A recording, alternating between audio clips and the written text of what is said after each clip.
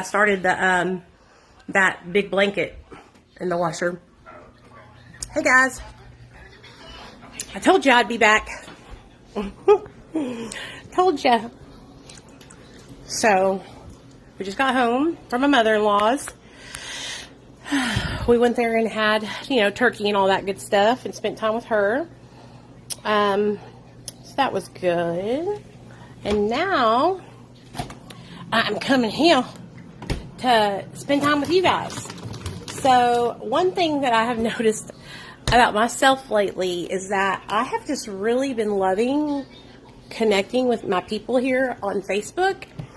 I have been paying so much attention to you guys. I have been neglecting my other social media platforms, and they're probably all upset with me. But you know what? I don't care, because I love it over here. I love the community that we have established here on Facebook. I feel like it's just such a great, positive, uplifting community, and I just want to continue to nurture it. So that's what I'm going to do. Dang it. Let me get my stuff. Hold on just a second. My husband's folding laundry. I put him to work. Put his ass to work. So, hey Daniel, what's up, man? I am the worst sweater, okay? So I ordered some setting powder because I ran out of it. It's like the loose kind, I ordered some of that. I ordered a bronzer because I ran out of that. I ordered some skincare. I can't wait to show you guys because I didn't run out of that. I'm obsessed with skincare. Hey, Leanne. I'm obsessed with skincare. So I ordered some of that because if you guys don't know, if you are a lady or a man, because you might like skincare too, Sephora is having like a huge sale right now, okay, on all their stuff. And they got Peter Thomas Roth on sale for 25% off. Hey, Barbie, what's up, girl? So, if you guys are looking for affordable skincare, you should go over and check it out on Sephora right now. But anyway, I thought I would come on and we could talk about whatever you guys want to talk about. I was on a tangent earlier about harm reduction, and I have to tell y'all what happened between the time from me talking to you guys about it and hanging up my live and getting to the house. I got in contact with the people who run the harm reduction place here in Little Rock. I got in contact with them on their phone, on the cell phone, right? And they said, come on down on Tuesday. So I'm going to go down there on Tuesday and see how I can help, because I want to help people. I want to help spread the word so more people know that they have, harm reduction resources available to them here in Arkansas. Because like I said, if I knew that back whenever I was getting high, 8 years ago, honey, I would have saved myself from catching hepatitis C. I just would have saved myself from so many, things that could have been avoided if I had those resources available to me, because it sucks, but it's just a fact of the matter is that here in Arkansas, there's some people that are just really prejudiced that work at these pharmacies, and they're the ones who are dispensing syringes and stuff, And so imagine if you go to get a syringe from Walgreens and they tell you no, and you're paying money, Ask for allergy syringes. So whatever, you shouldn't have to. You shouldn't have to ask for allergy syringes. You shouldn't have to say code word.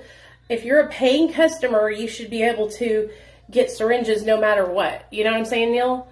Yeah, I get it. I'm just saying that it's less likely than just going up there saying, hey, can I get a box of syringes? I know, but I know you see the problem with that, don't you? Like them making it to where you can't access it unless you say a code word, it's like discrimination, discrimination against people who use substances, which is wrong.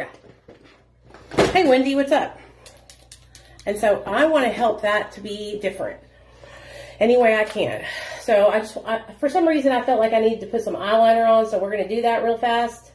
And then I wanted to talk to you guys about whatever you guys are struggling with tonight, whatever y'all want to talk about, we'll talk about. And then I also wanted to talk about the relapse prevention stuff we were talking about last night. So I, about a year ago, I went on this like really, I get kind of like focused in on something and I kind of like obsessed about it. And so I got real obsessed about relapse prevention a year ago, okay?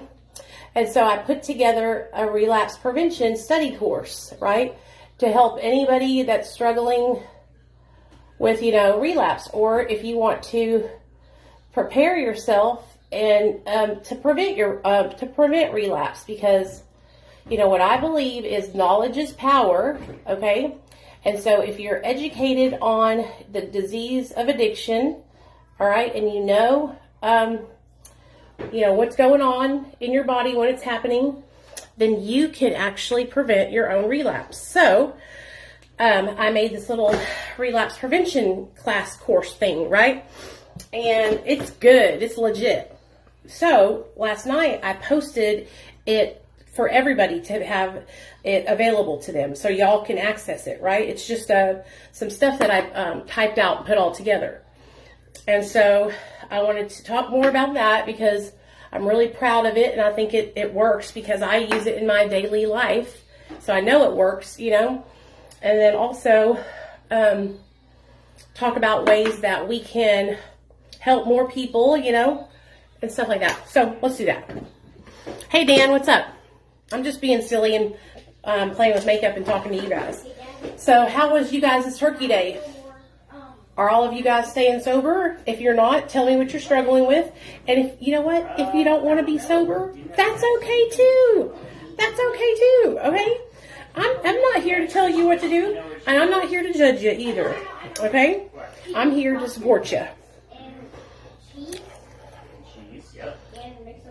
Oh, girl, I have got the tea on relapse prevention. So I'm fixing to go in there and where I have everything written down, and I'm fixing to share it all with you. I mean, I know it from the top of my head, but I really want to read it because I have everything organized on there. Okay, so what I believe helps with relapse prevention the most is knowing how the disease works right in our brain, knowing how the process is. That leads us to picking up. Okay, did you guys ever learn about the process, the disease process? If you did, if you learned about the disease process, put a 1 in the chat. Okay, and if you didn't, that's okay. Don't be ashamed or anything. We're going to talk about that. So all the treatment centers that I went to, I never learned about it except for in one chat. Hey, Peggy, thank you, baby. You too. In one treatment center. And so I'm going to share with you guys what I learned. And this is what I believe helps, prevent relapse, okay? Is if you know what's going on in your brain before it happens, right? Or when it's happening. So the way a relapse begins is like this. So you're hanging out with your girlfriends, right? You guys are going to go to the movies, maybe grab something to eat, all that kind of stuff. Well, y'all go get something to eat, and y'all are headed to the movies. You get into the movie theater and you're walking around, right? And you are fixing to go into the movie theater, right? The movie where it's playing, and you look up, and right across from you, you see your old drug dealer, right? You see your old drug dealer. Automatic trigger, right? Triggered. You start getting like really, really sweaty palms, right? That your heart drops down in your stomach. You start feeling like nervous. Oh my God, is he going to talk to me? Am I going to talk to him? Right? That kind of thing. Yeah. But you decide, no, I ain't going to talk to that fool. But this is what happens in your mind. Okay. So you're triggered. What are you going to do? Okay. Are you going to reach out and get help from your friends with that trigger? Are you going to just shove it down inside, ignore it, and go to the movie? Are you going to act on that trigger and go say, what's up to the drug dealer, right? What's up, man? I'm sober now. Or are you going to sit there in your mind and let that trigger just manifest into thoughts of using? So what I'm going to share with you is the next step, which would happen to take you to a relapse, okay? So you decide you're going to go into the movie after seeing the drug dealer standing there. So you walk over into the movie theater and you sit down, and that's when you let your mind start to wander. Okay? So we started out with trigger, right? Write this down. We started out with our trigger, right? So, trigger. Now we're sitting in the movie theater by our friends, eating popcorn, watching Die Hard or whatever it is, and the thoughts in our minds start to take over, right? The thoughts. We're thinking about the good old days when we used to get high with that drug dealer, right? We're thinking about the fun we had. We're not thinking about any of the negative experiences we had in active addiction. We're not thinking about how we lost our kids. We're not thinking about how we disappointed our families. We're not thinking about how we hurt ourselves. All the things we're thinking about are positive, right? And so if we do not stop our mind right there in the process of thinking those positive thoughts about drugs and alcohol, right? Then what's going to happen next? We're going to start to obsess, okay? So you've gone from trigger to thought to obsession, okay? And so when I mean by obsession, I mean you're literally snorting crack. I mean, you're literally snorting cocaine in the movie theater in your mind. You're literally hitting the crack pipe while you're watching the movie. In your mind, you're doing a shot right there. That's how much you're obsessing over it. You're imagining what it's going to feel like when it goes into your body. You're imagining where you're going to get it, how it's going to feel, what you're going to do, all that, right? Trigger, thought, obsession, okay? And we're going balls to the wall. It has taken over, okay? It has taken over. We are in a true obsession mode. And girl, we can't take it no more. So you know what we do? We get up, we go to the bathroom. Because we know that drug dealer, we just might run into him out in the lobby. And hot diggity damn, guess what happens? He's out there. He's in the lobby. And so we walk right over to that drug dealer and we hit him up and we get our drug of choice. And we go into the bathroom and we use. Okay? So you went trigger, thought, obsession, use. You are using. You're high in the motherfucking bathroom and your friends are watching Die Hard, okay? And so after you use, all those feelings come rushing back, right? Oh my gosh, this is what it felt like. This is how amazing it was. I remember this, okay? But then after those good feelings come through, feelings of shame and guilt and remorse start coming through too, right? So what differentiates an addict and alcoholic from any normal person? Well, it's the phenomenon of craving. It's the fact that when we take a substance into our body, that we have this craving that's like nothing we've ever can explain, right? It's like telling us that we need 25 Percocets instead of 1. It's the feeling that tells us that we need to take 17 Advil instead of 2, like prescribed, you know? The phenomenon of craving. So trigger, thought, obsession, use, craving. All right. Now we are in craving mode.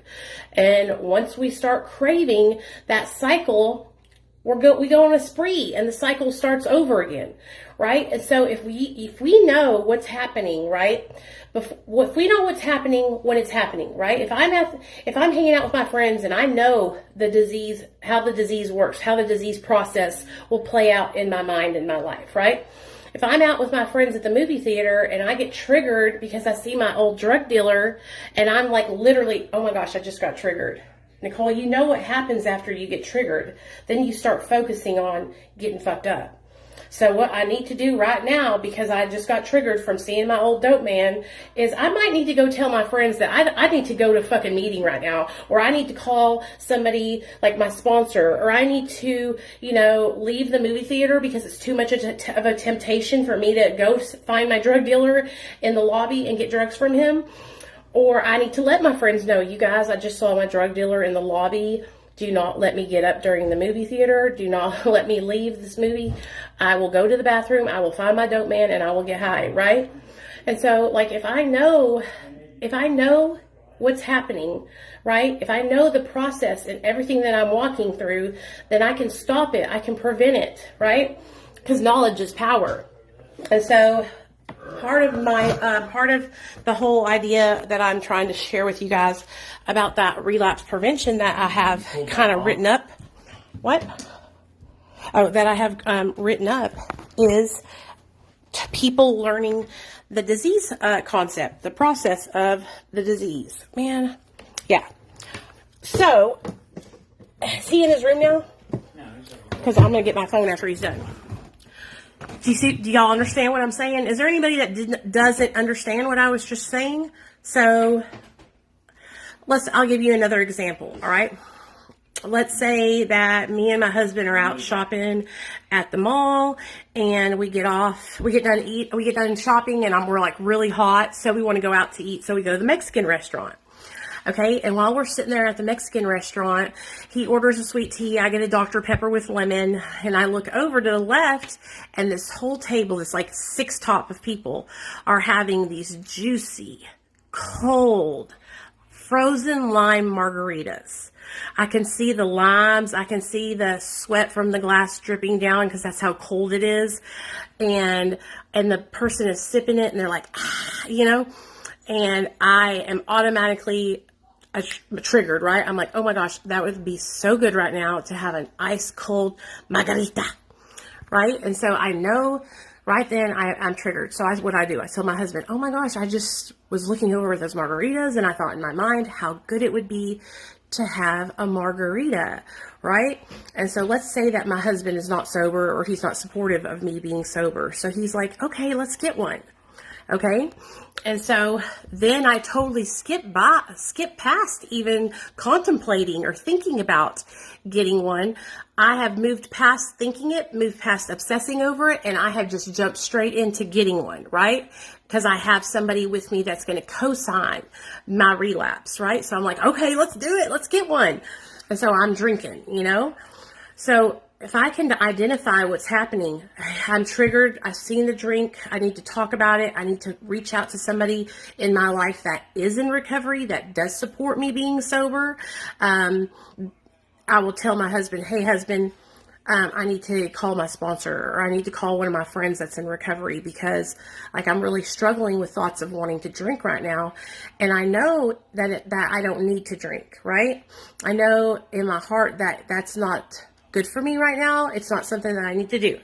So I reach out and I get some help. But if I don't know my triggers, and I don't know the process, right? The disease process, then I can't identify what's happening, right? And so I fall prey to my disease more easy than I would if I had the education to know what was going on, right?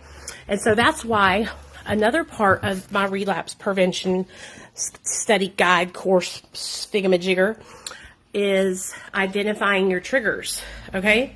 And so, triggers don't just have to be like drugs, right?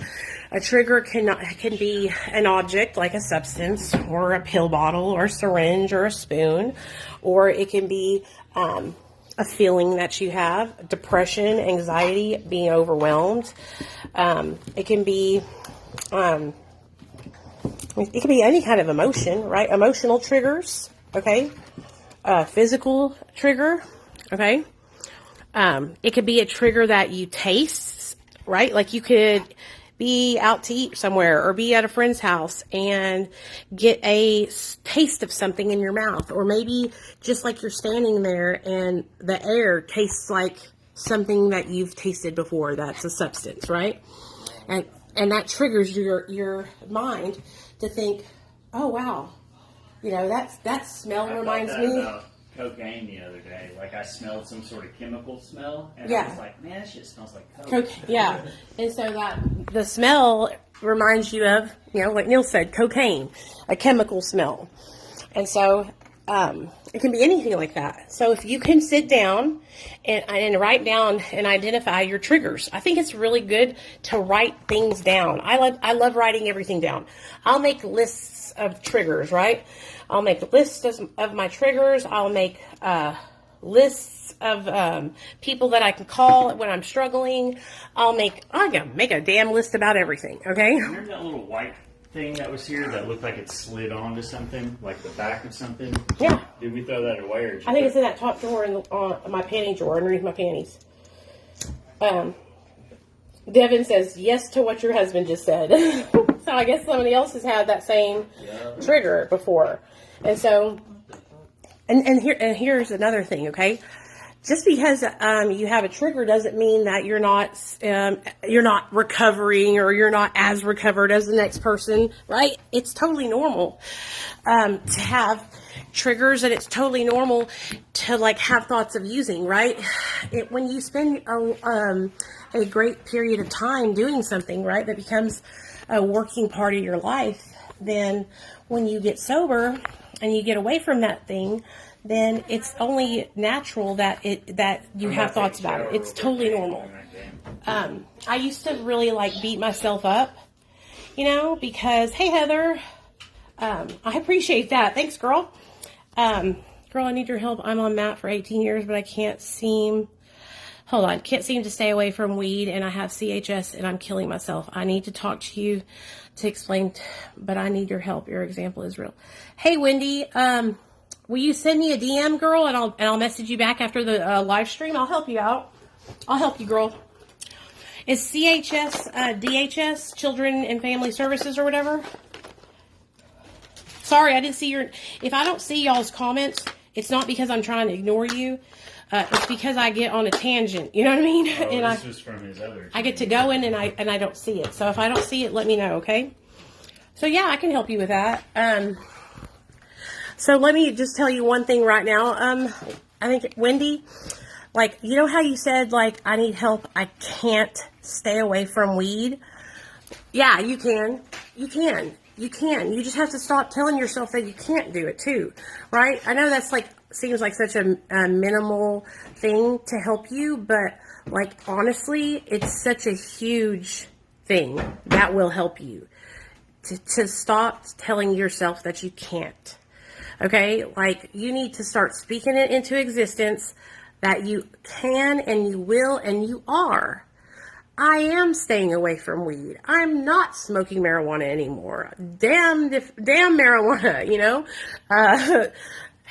put a hex on marijuana, whatever you have to do to stay away from that, because if staying away from marijuana means that you can be around your children, I mean, that's what you want to do. You don't want to not be able to be with your kids over drugs, whether it be marijuana, crack cocaine, alcohol, methamphetamine, whatever, And so,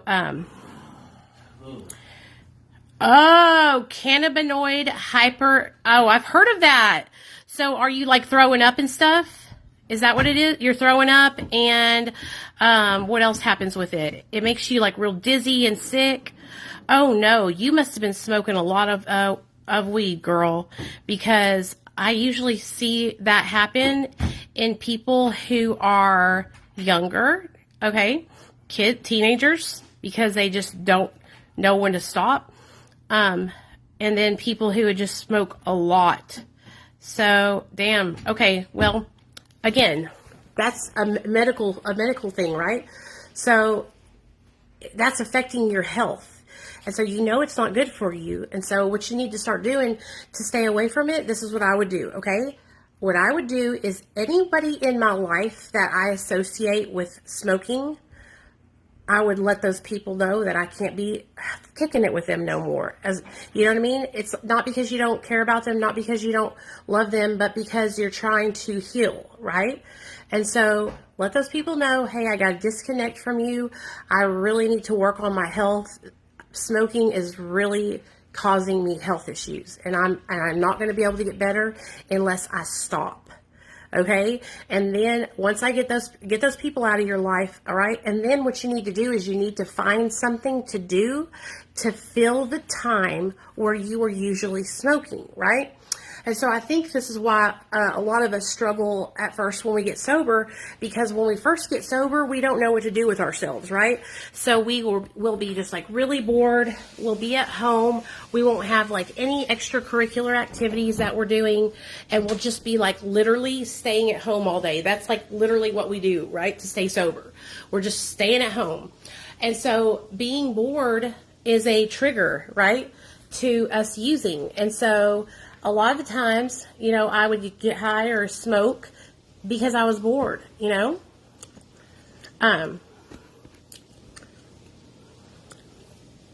So, Wendy, I'm going to tell you straight up, okay? And so what's going to end up happening is it's going to become, the rubber's going to meet the road, okay? And it's going to either be like something's bad going to happen, like you're going to get hurt because of this cannabinoid hyper syndrome, right? CHS. Something's bad going to happen, and you're going to end up getting injured, okay, or hurt. And then you're going to be like, damn, man. And that's what happened to me. I'm just be real with you.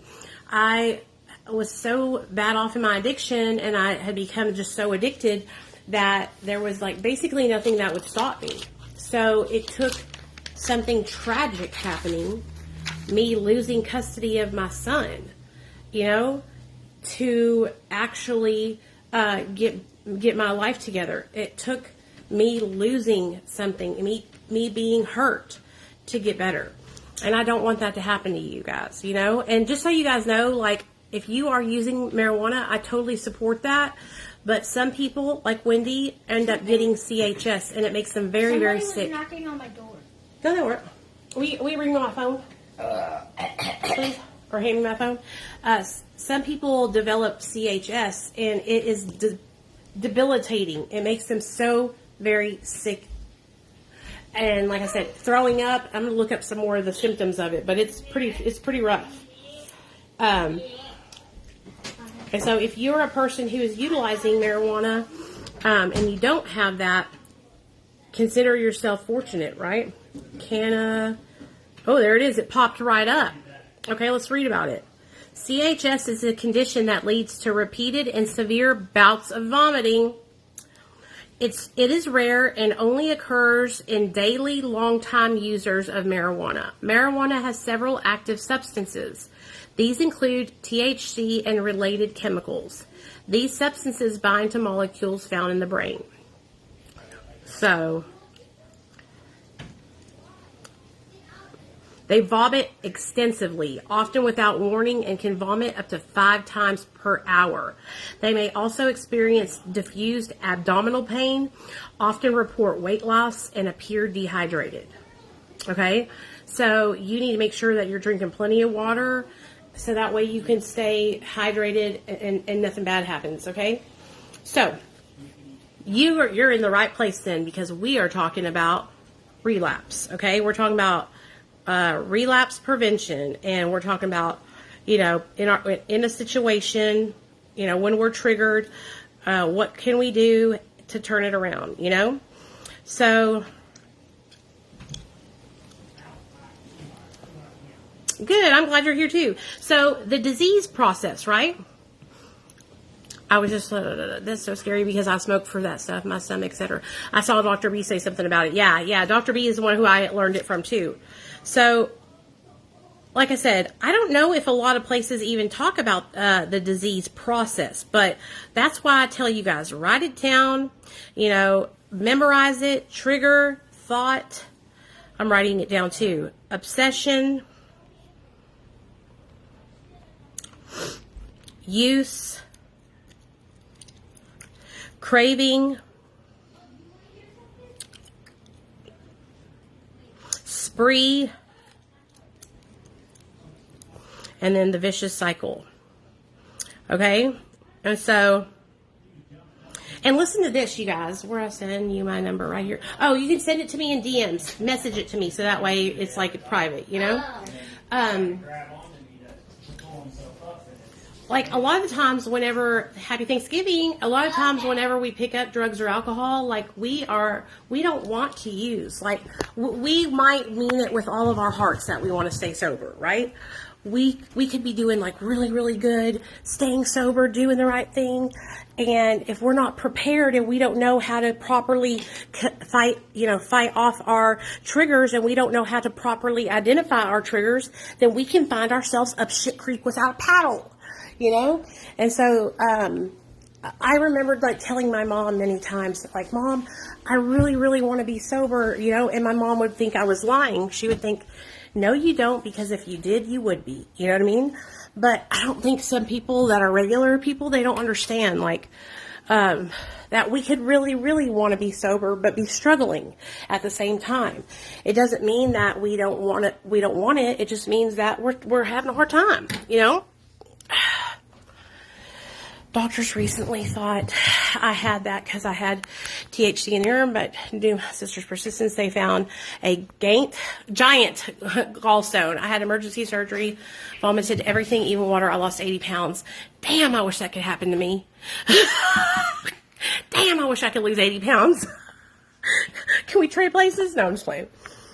And you know what? Hey, Carlos. You know, and a lot of people like Carlos who have been smoking for 20 years, Carlos, the weed nowadays ain't like it used to be, okay? And so it's like so potent now, you know, and I think that's one of the things why some people are developing this CHS thing, okay? Okay. So, did you guys write down the disease, how it happens? Okay, I'm going to give you one more time. Okay, so trigger. You're triggered. You're walking around, you see your old drug dealer. Thought. You just saw the drug dealer. You start thinking about that crack-a-lacka that he sells and how good it is. Obsession. You're like thinking about what it's going to feel like, how you're going to get it, how much you're going to buy, the route of administration, all that. After obsession, we move into picking up and we use. Okay, we start using and then we start craving, because the phenomenon of craving is what sets us addicts and alcoholics apart from people who don't have addiction, right? And so we move into craving, all right? After we start to crave more, we go on a spree, okay? And then, you know, once we're on that spree, we start to feel guilt and shame and remorse.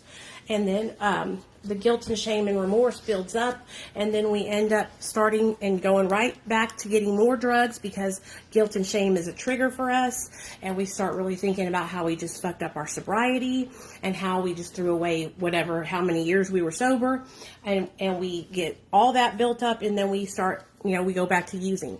And so, did you guys know that if you go out and you have an episode of use, that I don't believe that you have thrown away your sobriety?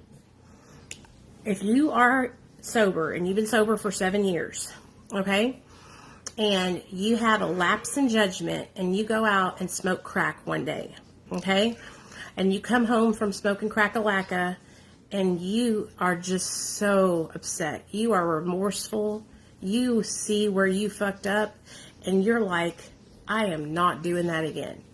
And you come clean and you let your support system know, I just hit the crack-a-lacka pipe. I feel like shit, dude. I can't believe I did that. Do I think that you just threw away your 5 years of sobriety? No, I don't think that at all. You know what I think? I think that you just gained a lot of really valuable experience and knowledge about yourself and your own disease. And by having that experience, sit back, take a second, reflect on it, right? Like, look back to, why did you go and get crack-a-lacka? Like, what happened, right? Were you triggered? Were you hanging out with people, right? Were you depressed? Were you anxious? Did you have a fight with your boyfriend? Did you get fired from your job last month? Did you break your leg and were in pain? Like, really look at what was going on in your life and what led up to you going and smoking crack, okay? And then if you do that, you guys, and you like really fucking reflect on that shit and you look back at and you find it, because you'll say, that's what it was. I have been super overwhelmed. I got this new job. I'm working 65 hours a week. I haven't been able to go to a meeting or a live stream with my sober friends in over a week. And that's what it was. I have not been able to fill my cup, right? I've been running on a empty sobriety empty cup.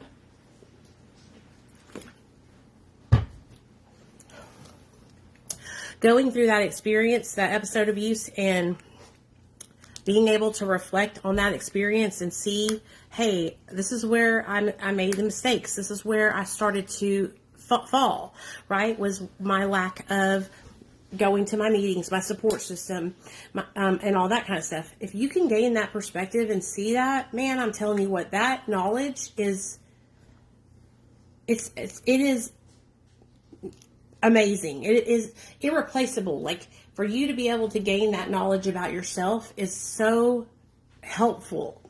I have relapsed so many times.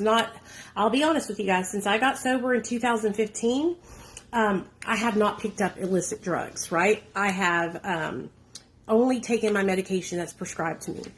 And I'm very proud of that, because I used to not be able to not smoke or not shoot meth. I used to shoot meth daily. I used to, take pills, shoot Roxy's, all that. And so I'm really proud of myself for that.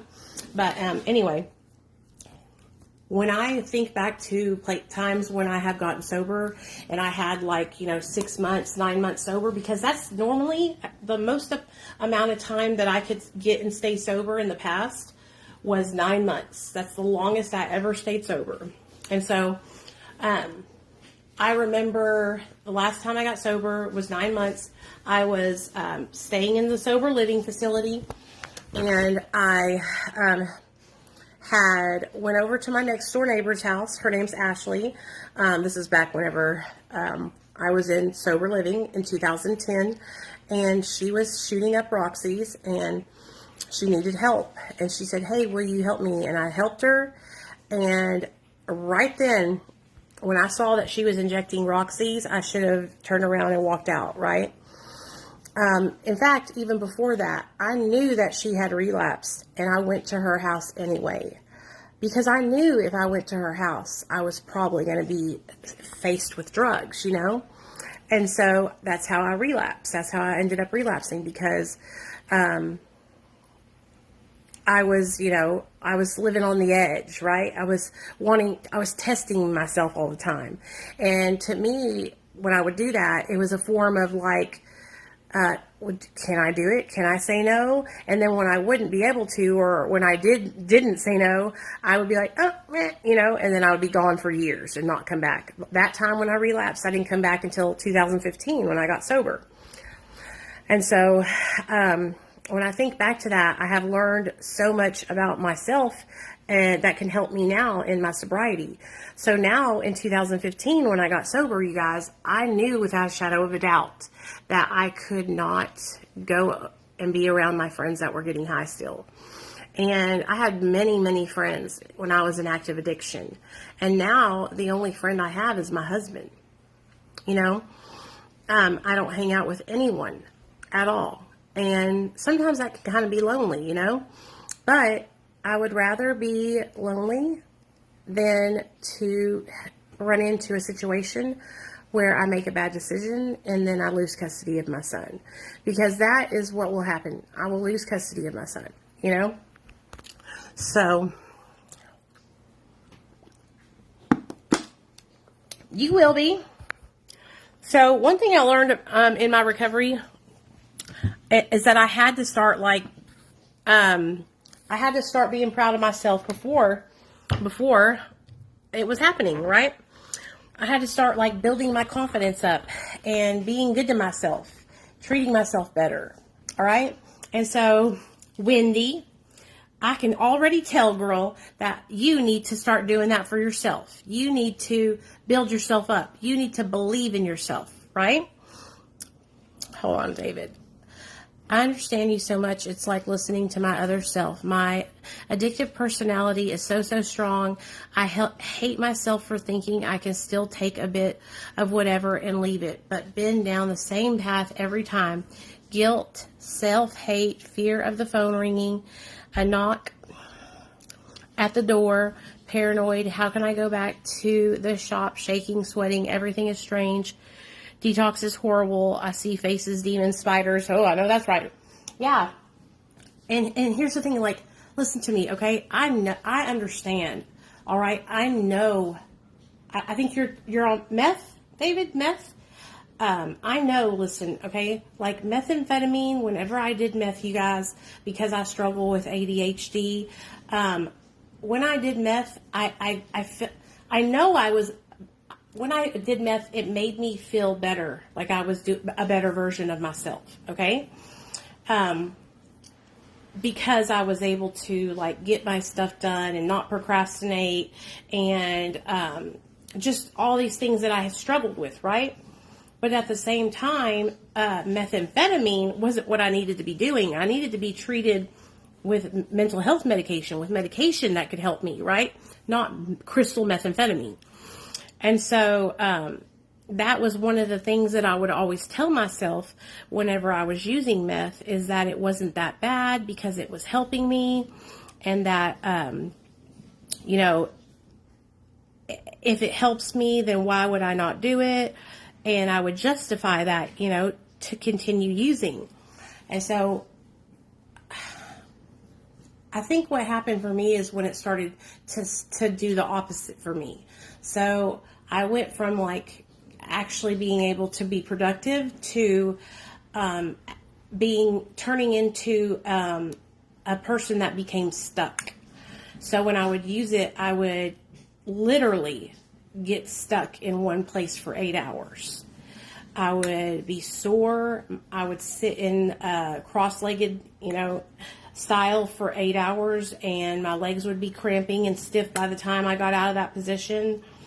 I would be, you know, it was just terrible. I was not doing anything. I was not being productive.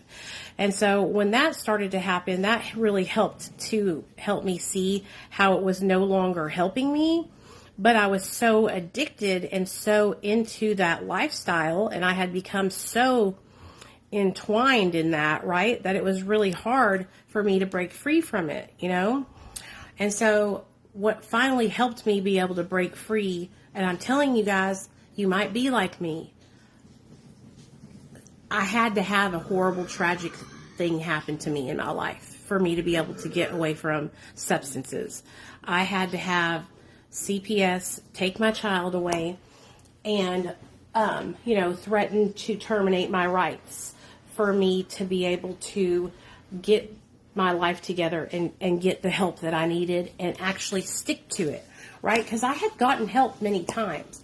I'd gotten help many times, but I would get help and then I would go back. I would lapse, right? I would relapse. And so this time when that horrible thing happened, it really pushed me and it ended up saving my life, you know?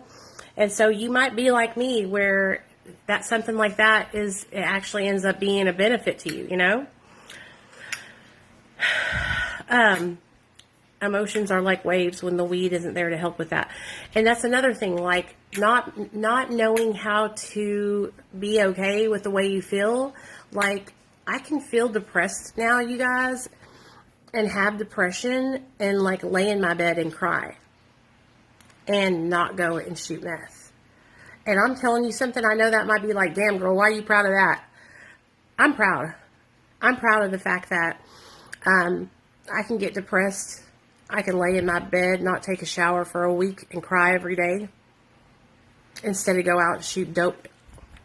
You know? Comforting conference, it would give me that I lacked since a child. We need to be loved so much. Oh, David, and I'm here for you, man. We love you. You're part of the family, you know? And if you're struggling and you need to have love, right? Then this is what you got to do, you guys. You got to love yourself, okay? I hated myself when I was in active addiction. That's why I continued shooting up and having fucking promiscuous sex and, you know, stealing and lying and cheating and manipulating because I wasn't happy. I did not love myself. And I didn't even know how to love myself when I got sober. And I'm going to tell y'all something right now. 7.5 years later, 7.5 years later, I am just now starting to love myself. And the reason why I know that is because I'm actually trying to take care of my body, lose the extra weight that I gained, get up in the morning, do my skincare at night, do my skincare in the morning, make sure I wash my clothes, fold them, iron them, make my bed in the morning, dust my house, vacuum it. You know why? Because that's all an extension of how I feel about myself. So when I am allowing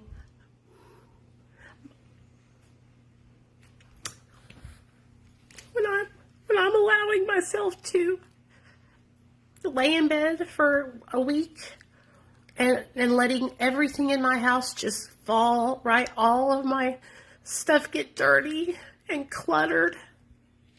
That's how I'm feeling on the inside. That's a reflection of how I feel about me, you know? And so 7.5 years I've been sober, right?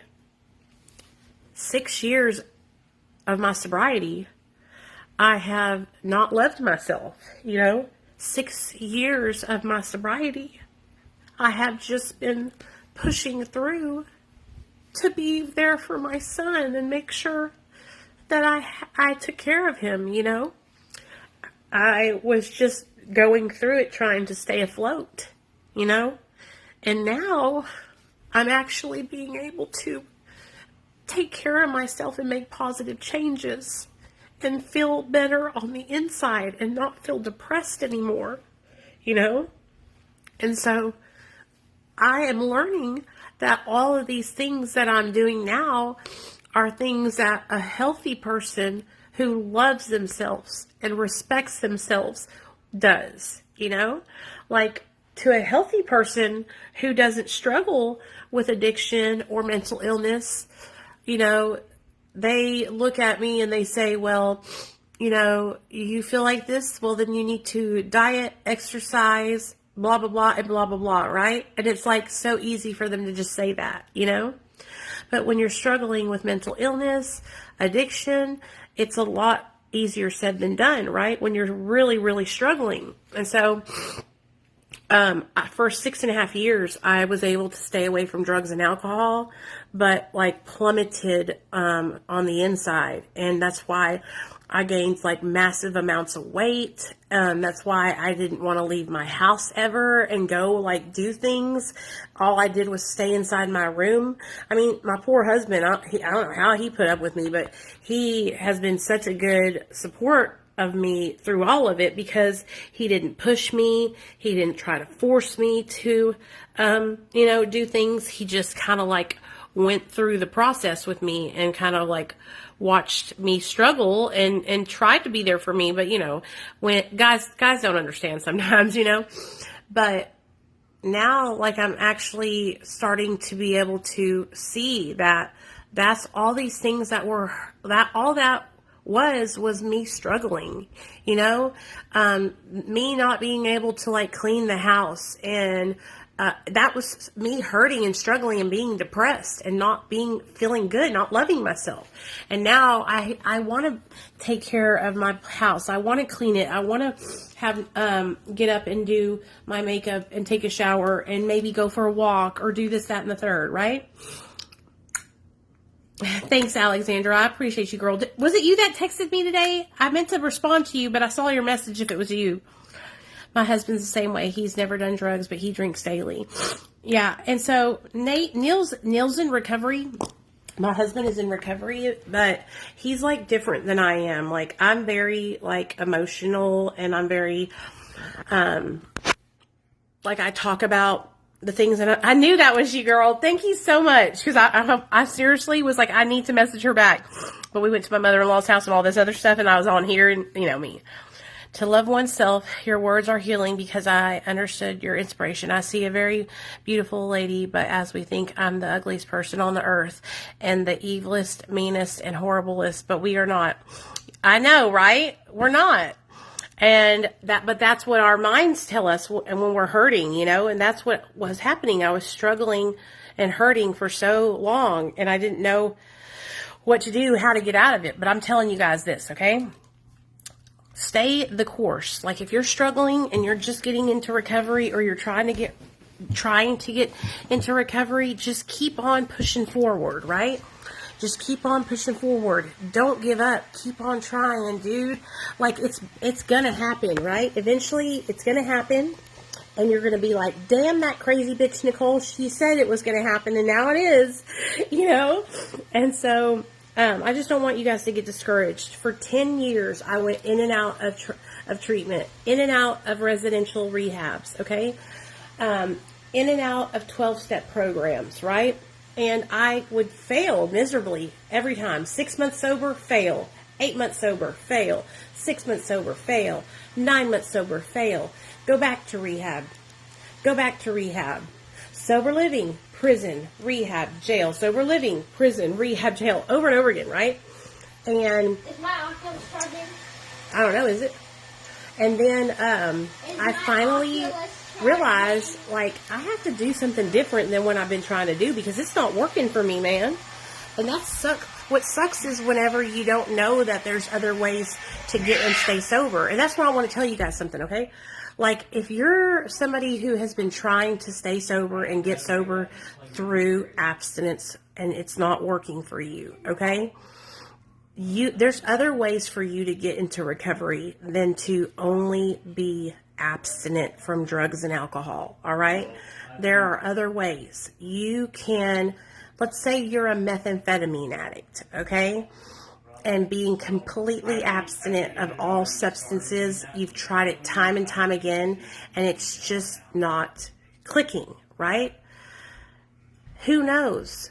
Medical marijuana might be something that actually helps you. It's in the living room on the table. Might help you to be able to stay away from methamphetamine, right? Or let's say that you are an alcoholic, okay, and you've been drinking for 20 years, but you've been trying to go to Alcoholics Anonymous, but you cannot maintain sobriety, and you've tried so many times. Why don't you try to get on naltrexone? Why don't you look into Antabuse? Why don't you get the Vivitrol shot and try to go to a different program like Smart Recovery, Refuge Recovery? Or maybe it's just therapy, right? Maybe going to the gym and working out. It's not fitting, literally. There's so many different ways that you can get into recovery and be in recovery. And I don't feel like people talk about that. I don't feel like people tell people about the different ways that they can do it. Let's say that you are a meth addict and you didn't know this, but there's some doctors who are starting to do MAT with Adderall. They're putting their patients on a low dose of Adderall and maintaining them on that, drug testing them, pill counting them, like really supervising, like following them and supervising them. And they are they're being successful. They're actually being able to stay away from illicit drugs and alcohol. And so you got to find what works for you, okay? And I'm going to be, hey, Elena, good night, girl. I'm going to keep on talking about that. Like, every time I go live, I'm going to talk about how you can find what works for you, because for so many years, for 10 years, dude, I was in and out of rehab. I wasted so much time, dude, that I could have been like working and being sober and being in recovery, After the third time in residential treatment, dude, I should have gotten on MAT right then. And I could have fucking saved myself, 7-8 years of active addiction. But obviously it was meant to happen that way, so that way I would be, passionate about things that I'm passionate about now. But I really want people to know that there's so many different options, Yeah, Elena, me too, girl, me too. And like I said, everybody always thinks, that I'm just a meth addict. and they don't understand why I'm on Suboxone. And I don't know how to explain it to everybody, but like I was an everything addict. Okay. Like I was addicted to whatever I could get my hands on, at that time. It was what it was, you know? And so I went through, like at the beginning of my addiction, I was heavily addicted to methamphetamine. And then I found opiates and I incorporated opiates and benzos with that, you know? Oh yeah, David, I totally understand. And I was just going to ask you guys that. I was going to make a video, a reel, and I was going to have you guys tell me, what's the craziest thing you did because you were desperate to get high? Okay. Because I was just thinking about how I was over at my friend's house and I had no pills and I was desperate. So I was literally huffing duster. And I mean, I was crazy, you know, and for some people that's a really hard addiction. But for me, it was just like I had nothing else. So that's what I was doing. You know what I mean? And so I just remember like almost passing out and busting my head open, you know, and I felt just so stupid. But anyway, huffing is serious though. Like I watched this, one thing of intervention, you guys, and there was this girl on there and she was huffing like, you know, multiple cans of duster a day, spending like so much money on it, and her little lips were turning purple and blue. You guys know, like Aaron Carter, he, you know, was doing duster when he passed away, and they found him, you know, in his bathtub with like cans of duster all around him. Sorry, my ears really bothering me. Cans of duster all around him, you know. Changed the date on my script so I could get it early. I have totally, me and my husband, let me tell y'all a little funny story to kind of lighten up the mood a little bit. Whenever me and my husband first started dating, before we got pregnant and all that, my husband had a friend named Bushead, okay? And Bushead was this big black guy, like real big, like probably like 350, 400 pound black guy, real tall too though, but real big. And his mother was a doctor, and he knew how to write scripts in Latin, okay? And so he had stolen his mom's prescription pad or something, right? And so he had this prescription pad, and he wrote, you know, me and my husband, a prescription for 90 Roxy 30s, okay? Wrote it out perfect, just like it was. And this is after I already had done prison time, so I refused to go in and have it filled because I just wouldn't even chance it. But my husband did, right? He goes in and he gets it filled, and I'm thinking, you know, he's going to get busted.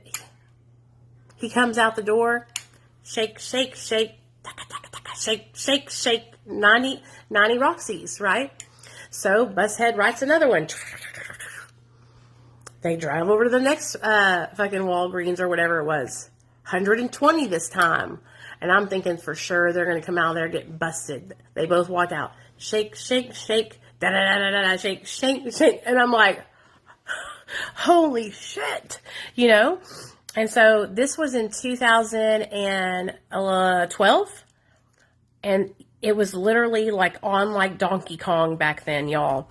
And you could literally do that, you know?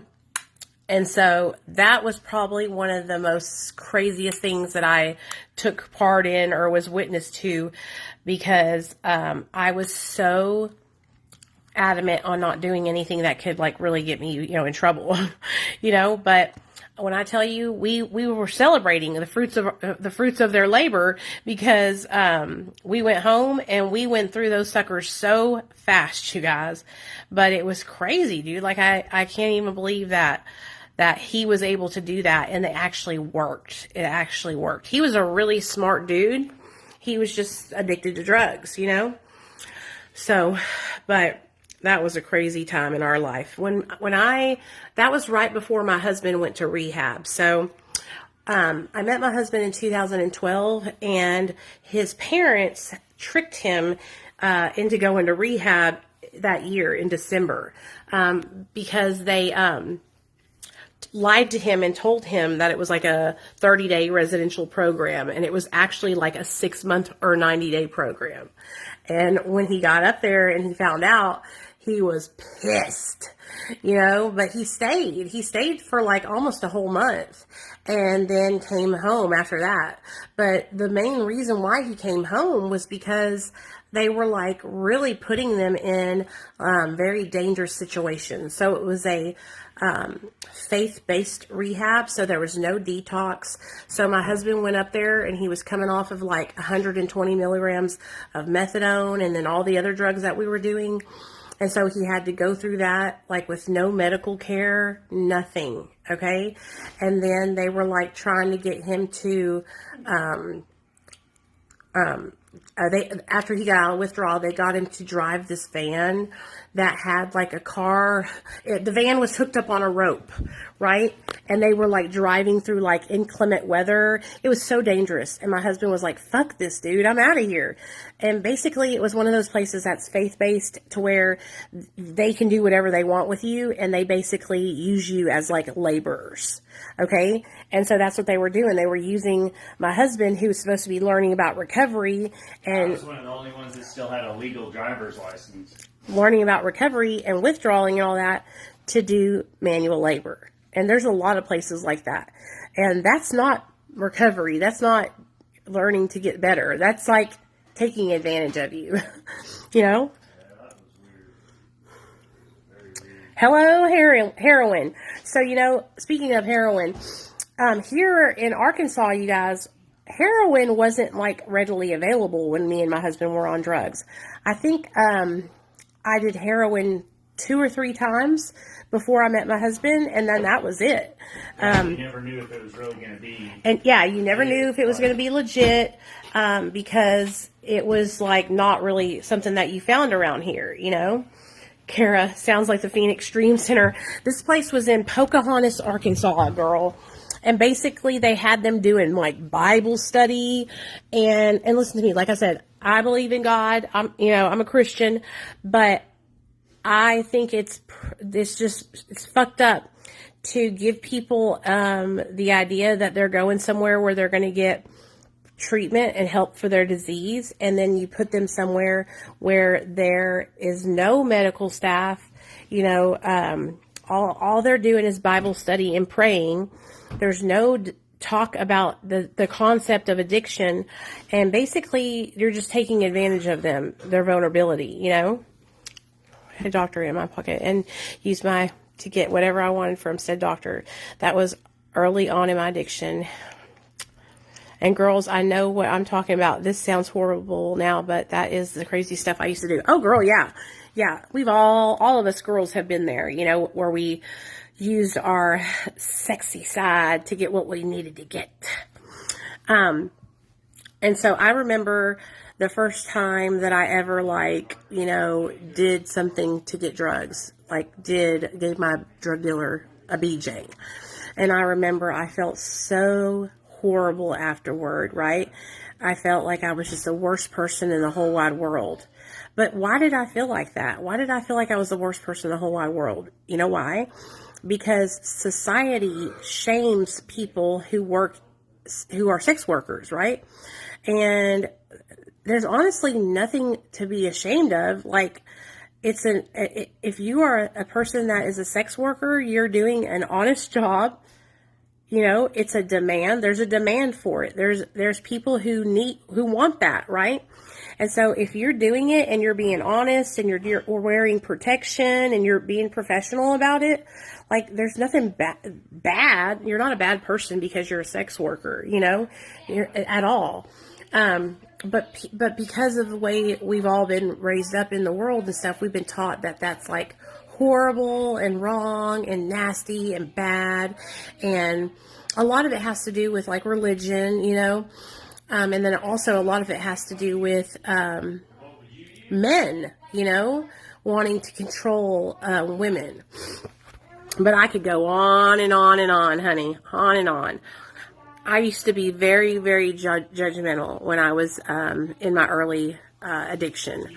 I was raised up in a very strict Pentecostal home.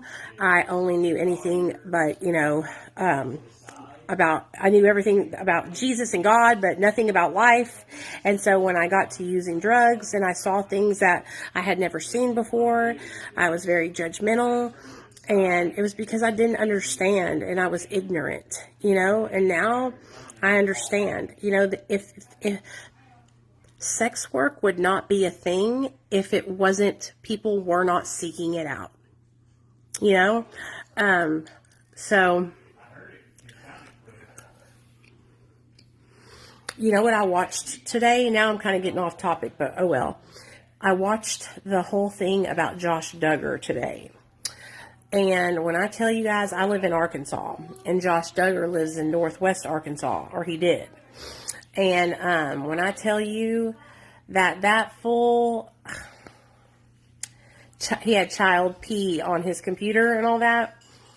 Like, did he not think that he was going to get found out? Like, when I watched this whole thing, it was so crazy, you guys, because it was like he was so just dumb. That's his addiction. Exactly. Only, you know what? I don't look at that as an addiction. I look at that as a pedophilia. You know what I mean? I look at that as like you can't fix that. Remember that? He got in trouble for it, but he kept doing it. Then he Yeah. got in trouble for it again. I mean, he obviously had choices, but it's like, what is wrong with you? Like, first of all, why do you even have those thoughts? That's right. That's a mental illness in itself. Right. For that thought to be in your head. Right. Why would you even think about a little kid like that? I mean, that would be like thinking about Nate like that. Right. I know. That's weird, dude. And I mean, we watched those one things where there's like babies that have been molested and sexually assaulted. Like, I mean, Yes, I have been watching. Like, what the fuck?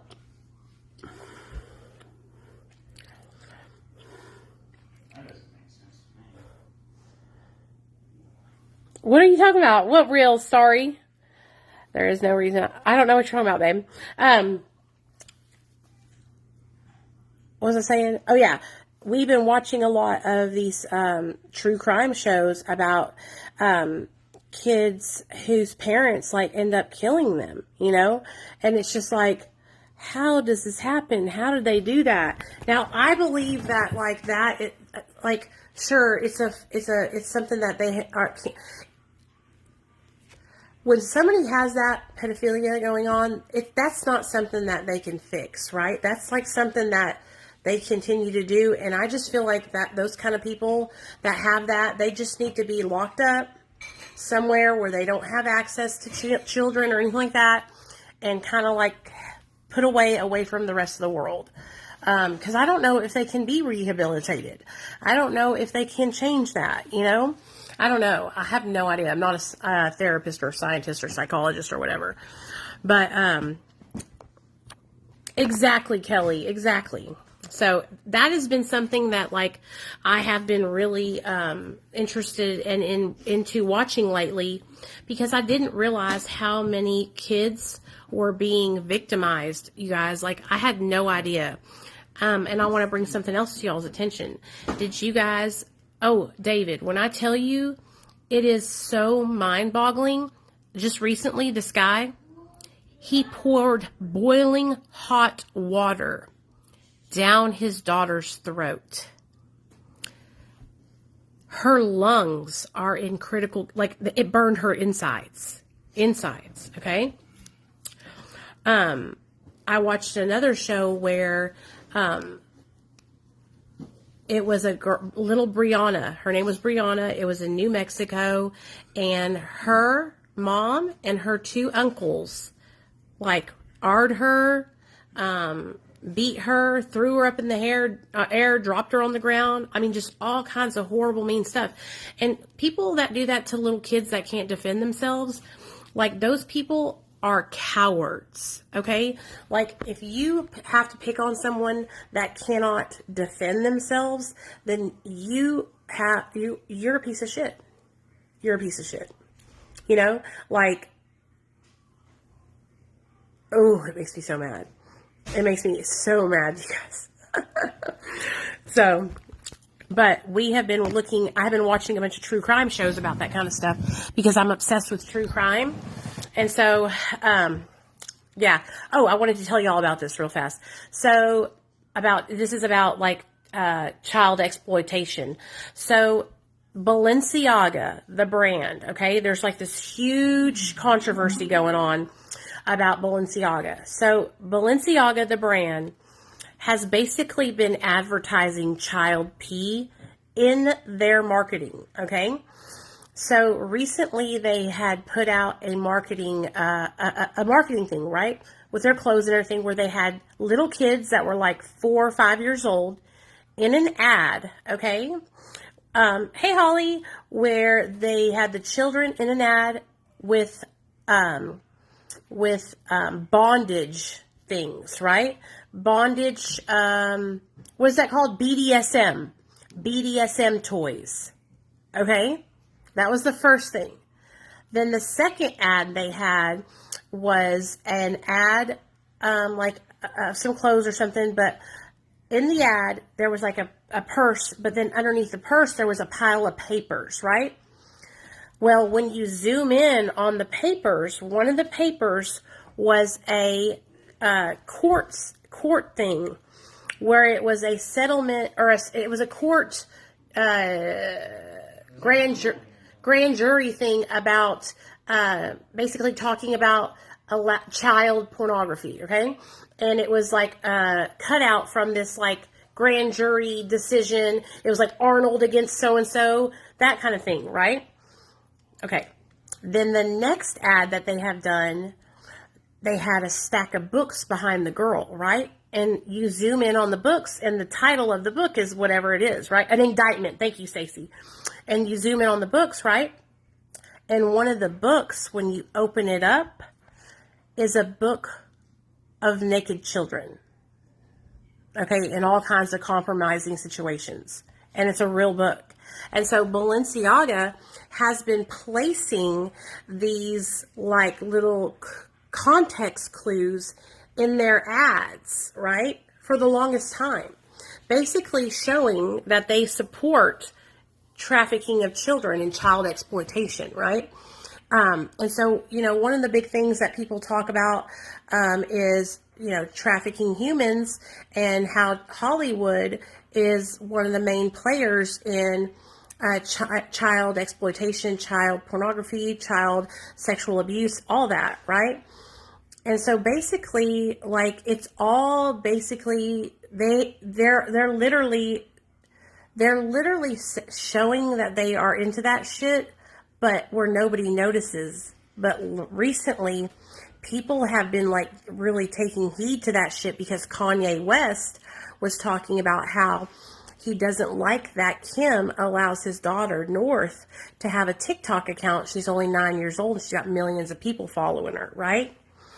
He feels like his children are being over-sexualized in the media, which, I mean, his wife literally made her own sex tape, right, to become famous. So, I mean, but I never realized, like, how true it is that this is happening. Like, they are trafficking little kids all over the world. And it's happening right here in the United States, and people are, like, paying for it. Just like, what's his face? That hung himself in jail. What was his name? Ghislaine Maxwell's buddy. Yeah, I know who you're talking about. The rich guy. Yeah. Epstein, was taking people to his magic island where he had underage girls that they could sleep with, And so, ever since the dawn of time, this stuff has been happening, right? Rich people have been paying to have with little kids. And it's just so crazy to me how disgusting and how like corrupt the world is. Like, I have been sheltered, you guys, for many, many years. Like I told you guys, I grew up in a very, very religious Pentecostal church, which I will tell you, a lot of stuff like this happens in the kind of church that I was in. It was a Pentecostal church where you could only wear dresses. You can't wear, pants. And it was the same religion. I think the Duggars were, kind of like Pentecostal or Baptist or something like that. But a lot of people, it ends up happening to people in those religions because they hide the people. Like, they allow the elders, like the men, to do it. And then when they get called out, nobody ever, like, makes them take responsibility for it or turns them in, right? And so it just keeps happening and happening and happening. They're rich and they can pay their way to get their way out of it. Yep. So, and honestly, you guys, I don't know how we got to talking about that, from addiction to child exploitation. But, like, I know for me, like, as a young girl, I was touched inappropriately when I was a very little girl, like 6 years old. And that really, really fucked me up when I was a little kid till when I got older, And so I know a lot of you guys probably have had experiences with child sexual abuse or something like that, and that contributes to a lot of the reasons why some of us picked up drugs and alcohol, because we were trying to, escape the pain of, the experiences that we experienced as little kids. That's why I'm so protective of my son, you guys, because I don't want him to ever, ever have something like that happen to him. I don't want him to ever be in a position where he's touched inappropriately or he feels like he doesn't have control over his own, body or what's going on. And so I will beat the brakes off somebody if they ever fucking touch my kid. Like, y'all, I would be in prison. Seriously. Like, I wouldn't even be able to think about it. I would be in prison. Oh, really? Stacy, did you kill them or something? Or did you beat their ass? But that's what I would be that. Stacy, I'd be there right with you, honey. It'd be 20 years right with you. Because I would murder somebody that did that to my child, if they did that to my child, I don't want her to turn to drugs and alcohol to cope with it. I'm trying to teach her how to cope. And of course, we're going through therapy. Good, Elena, good. And so a lot of the things I see that, I'm glad you got out, man. A lot of things that I see that happen, with young people who have, been child CSA. A lot of things I see is their parents don't believe them. Or their parents blame them. Can I tell you guys about a friend of mine? Her name is Tiffany Hamilton. She's here on Facebook, and she's also on TikTok under Never Alone Support. Tiffany's dad is a pedophile, and he basically raped her from the time she was like 4 or 5, until she was old enough at like 14 or 13 or something like that, to tell him no, that she didn't want to do it anymore. Okay, he groomed her. It was her stepdad. Okay, and her mother knew about it. Her mother was catching him doing it and got mad at her. Got mad at her because her husband was raping her daughter.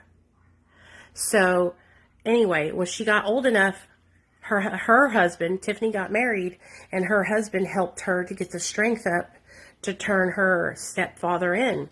And so she turned her stepfather in. And he actually got convicted and went to prison in Canada. They're from Canada.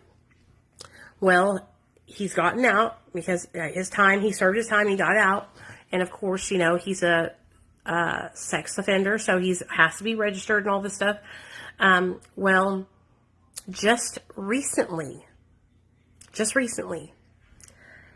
he was indicted, charged, because he had a trailer set up at a freaking park, a camp where kids go camping.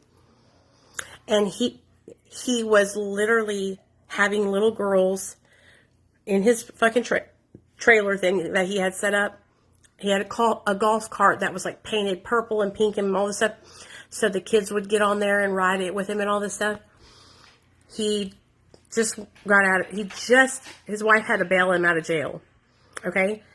Because he just got arrested for that. Because he's not supposed to be around kids. And he's over there luring little kids. They've been doing an investigation on him for like 2 years. And so she had to go to court to like testify and say, my dad was convicted of, essaying me and da-da-da-da. This dude is still doing it. And his wife is still standing beside him. So when she tells me about this, because she lost her mom, because her mom would rather choose her husband over her own daughter. And Tiffany is an amazing woman, and she shares about it on her platforms, and she shares openly about it. And when I tell you, it makes me so mad. I could never do that to my son. I would never choose my husband over my son. If my son told me that his dad was doing something to him, I would never choose my husband's side. I would beat the brakes off his ass, and then me and my Nate would run away, But I hope he goes to prison this time and they don't let his ass out, But a lot of people that, a lot of us that struggle with addiction, our addictions stem from things like that happening to us when we were children. And so we need to talk more about that. Maybe what I'll do is I'll start like a private, because I feel like that's kind of like something private that people talk about. Maybe I'm trying to think of something I can do, you guys, where we have like a private Zoom meeting. People get more fucked up every day, David. And then I start thinking about like, damn, I thought I was fucked up. You know what I'm saying? I thought I was fucked up, but you know what? I guess I ain't that bad, huh? I was thinking about starting like a Zoom where we could do like a private meeting, like a once a week private meeting for people who wanted to participate, to come and sign in and get the code for the Zoom, and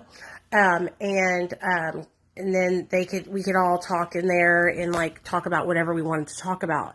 But I just don't know if people would really want to do that, Good, Elena. That makes me so happy to hear that. Hey, Donnie, what's up, honey? But Stacy, I would love to be able to. Is your story online? Do you tell your story to anybody, or have you made a social media to talk about it or anything? Does it really, Reese? Do you think that's something that you'd be interested in doing? Okay, the beginning of this live stream, we were talking about like relapse prevention and stuff like that. Did you guys like that?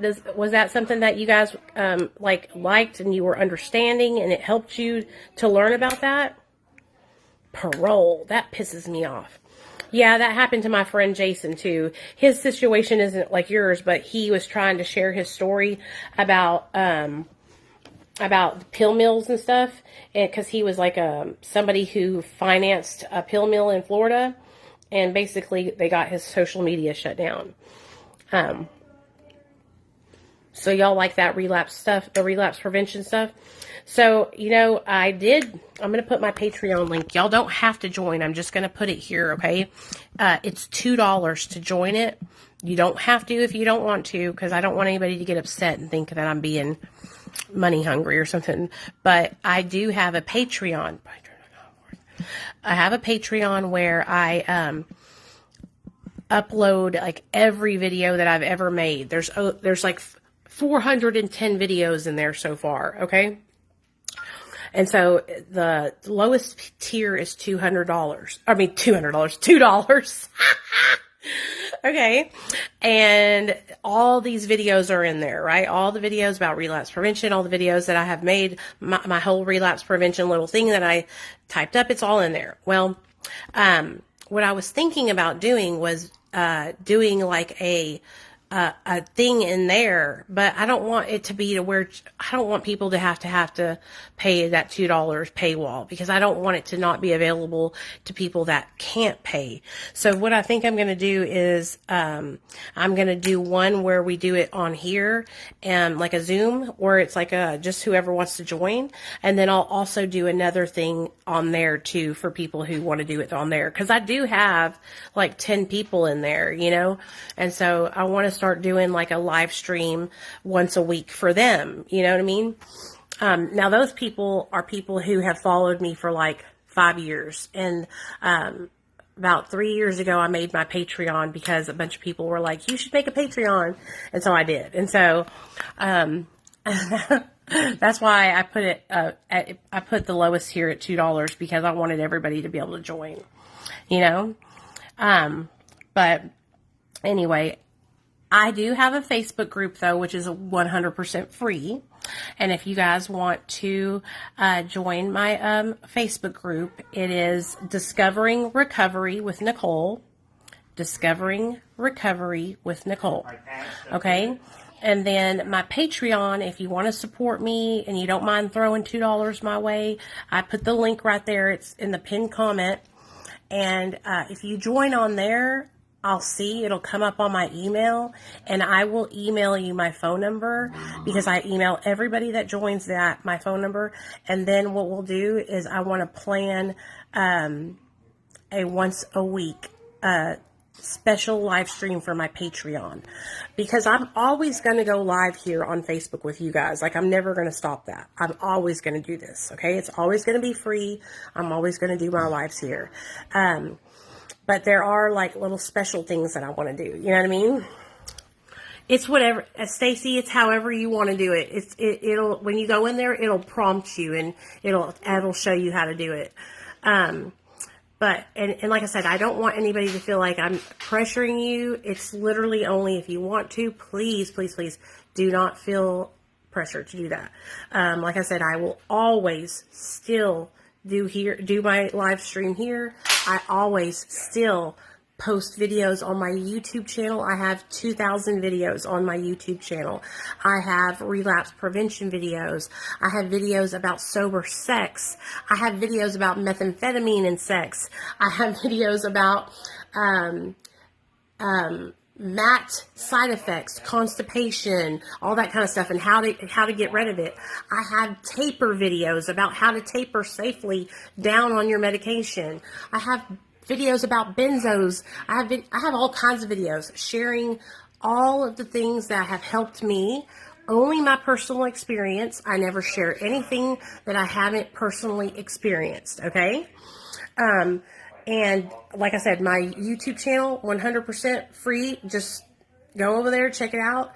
I love to have all you guys over there, and I will do anything to help any of you guys. If you're really struggling and you want to message me, I'll be going through my DMs after I hang up with you guys.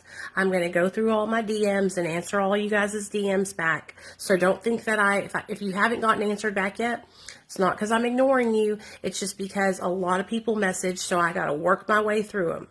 But I will message you back. I'm not going to charge you to message me or try to make you pay me to talk to me. That's not what I do. Okay. Like, you can literally message me anytime and I will answer you right back.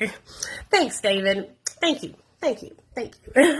No, but seriously though, like, I really, really want to stress this to you because, it's very important to me, okay? I see people who have like really large followings, and I feel like sometimes that people forget that they used to be small and not have a bunch of people following them, and then they turn into only caring about you buying what products they're selling or paying for them to go on vacation and stuff like that. And I never ever want to be like that. I always want to be like genuine and relatable and myself, down to earth self. You know what I mean? I never want to be like I never want to be like I'm too good. You know what I mean? And I see that happen to so many people who I used to like, and they get a large following, and then they start getting to be like they're too good or their shit don't stink, and I'm like, I used to really like that person, you know? And so it can go to your head, you know? It's a lot of people, when they get people that follow them, their ego, it builds them up and builds them up, builds them up. And they feel like they are untouchable, right? That's why I try to remain humble. I try to not forget where I came from. That's why I will come on here and I will cry. I will laugh. I will fucking scream. I will literally come on here with no makeup on. I will take a shit on the phone with you guys because that's who I am, honey. That's just me. I am a little bit unhinged. I'm a little bit chemically imbalanced, but I got a good heart. You know what I'm saying? So anyway, I love you guys. I love you guys. I hope you guys enjoyed hanging out with me tonight and hanging out. Hey, Sandra, love you, girl. I hope you guys enjoyed hanging out with me tonight. I will tell you guys this. We just hit 64K over here on the Facebook page, which I cannot even believe it, y'all. Like, I literally was just telling you guys we hit 22K or something like that, like a month ago, I think. And so I'm overwhelmed with how many of you guys have found me, and I'm so excited because when you guys find me, then you guys comment stuff about questions and you comment stuff about what you want to talk about and you want to, yeah, Reese. And that makes me inspired and makes me want to do more stuff. It makes me want to make more videos. And so I can't stress to you guys enough, like, how much I really do enjoy, like, interacting and making live streams. I mean, you can ask my husband, you can ask my son, they know. I love coming on here and talking with you guys. I look forward to it. You know, I look forward to it. I look forward to making videos. I look forward to sharing about my recovery and helping you with your recovery. And so I just really, really, really enjoy it. So don't ever feel like, you know, you guys aren't helping me, because you are. Y'all are helping me just as much as I'm helping you. This is a joint effort, right? This is something that we're doing together. So I just want you guys to know that. I love y'all from the bottom of my heart, from the bottom of my chemically imbalanced little heart. And I'll see you guys tomorrow, okay? I'll be live tomorrow morning about 10:30 a.m. And then again tomorrow night around 6:45, okay? And I'll post before I go live so y'all know I'm coming, okay? All right, you guys be good. I love y'all. Here, bring the remote.